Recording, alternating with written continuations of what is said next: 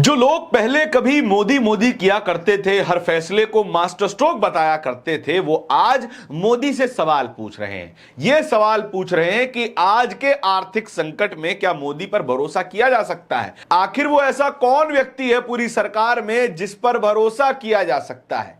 दुनिया भर में आर्थिक संकट है, लिहाजा है भारत पे भी है। और भारत में उस आर्थिक संकट से निपटने के लिए काम कौन कर रहा है, किसकी तरफ भारत की जनता को आशा की नजरों से देखना चाहिए। कौन है वो व्यक्ति जो भारत की जनता को भरोसा दिलवाएगा कि मैं सब कुछ संभाल लूंगा, क्योंकि मोदी जी से तो हो नहीं पा रहा और ना ही हमारी वित्त मंत्री निर्मला सीतारमण जी से हो पा रहा है। ये तमाम बातें वो कह रहे हैं जो कभी सरकार के आर्थिक एडवाइजर हुआ करते थे। हम बात कर रहे हैं अरविंद सुब्रमण्यन की।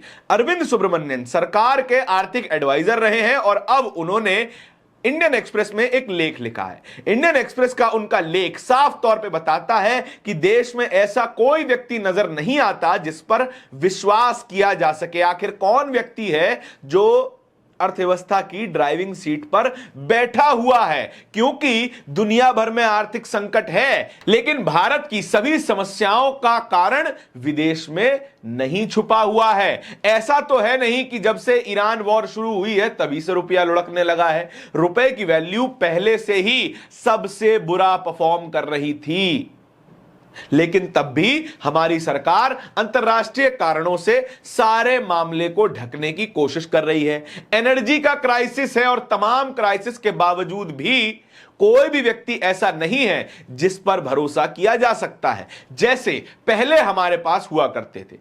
1991 का इकोनॉमिक क्राइसिस देखिए, जहां पर मनमोहन सिंह सामने आते हैं, इकोनॉमी को संभालते हैं, ग्लोबलाइजेशन, प्राइवेटाइजेशन, लिबरलाइजेशन जैसे कॉन्सेप्ट को इंट्रोड्यूस करते हैं। फिर 2008 का अमेरिकी बैंकों का क्राइसिस आता है, तब भी मनमोहन सिंह सब कुछ संभाल लेते हैं। लेकिन फिलहाल की सरकार में ऐसा कोई व्यक्ति नहीं है जो इस पूरी सिचुएशन को संभाल सके। अरविंद सुब्रमण्यम आगे ये कहते हैं कि हम अपनी सारी समस्याओं का ठीकरा विदेशों पर नहीं फोड़ सकते हैं। पूरा मीडिया चिल्ला चिल्ला करके बता रहा है कि भारत का आर्थिक संकट भारत के कारण नहीं है बल्कि विदेशों के कारण है। भाई साहब, अगर विदेशों के कारण होता तो फिर आर्थिक संकट कुछ महीने पुराना ही होता, अभी अभी मार्च फरवरी में शुरू हुआ होता। लेकिन भारत का रुपया मार्च से पहले भी बुरी स्थिति में चल रहा था। 90 के पार मार्च से पहले भी था और अब तो 96 के पार जा चुका है। ऐसा ना हो जाए कि ये 100 के पार चले जाए, इसके बारे में भी आपको आगे बताएंगे। अरविंद सुब्रमण्यन ये भी कारण बताते हैं कि विदेशी निवेशक भारत से बच क्यों रहे हैं। असल में साल 2025-26 में और अभी तक साल 2026-27 के वित्तीय वर्ष में मोटी संख्या में विदेशी निवेशकों ने अपना पैसा बाहर निकाला है, अपना पैसा भारतीय मार्केट से निकाल लिया है। कितना? $2 ट्रिलियन का। इतना बड़ा नुकसान हुआ है भारतीय मार्केट को। चलिए, ये तो विदेशी इन्वेस्टर है, जबकि जो हमारा घरेलू इन्वेस्टर है, डोमेस्टिक इन्वेस्टर है, वो भी निवेश नहीं कर रहा है। निवेश क्या होता है? नई फैक्ट्री लगाना, नए लेबर्स को हायर करना, प्रोडक्शन लाइन चालू करना, ये सारा नया निवेश होता है। ये नया निवेश भारत में कम हो रहा है और घटते दर पे है। और तो और अब अरविंद सुब्रमण्यम अपने आर्टिकल में यह भी बताते हैं कि जो विदेशी निवेश साल 2000 के दशक में 17% ऑफ जीडीपी पहुंच गया था, वो अब साल 2026 में उसका आधा ही रह गया है। क्या यह संकट की घड़ी नहीं है? क्या इस सिचुएशन को सीरियसली नहीं लिया जाना चाहिए? यह सवाल अरविंद सुब्रमण्यन अपने आर्टिकल के जरिए पूछने की कोशिश कर रहे हैं। लेकिन एक और अर्थशास्त्री हैं, प्रोफेसर अशोक गुलाटी। उन्होंने भी एक आर्टिकल इंडियन एक्सप्रेस पे लिखा है और उन्होंने तो यह तक पूछ लिया कि क्या आज भारत में 1991 जैसे हाल नहीं है? क्या हमें उतने बड़े रिफॉर्म लाने की जरूरत नहीं है? यहां पर सवाल पूछा है और उसके पीछे कारण भी बताए हैं। सबसे पहला कारण, रुपए की गिरती हुई कीमत।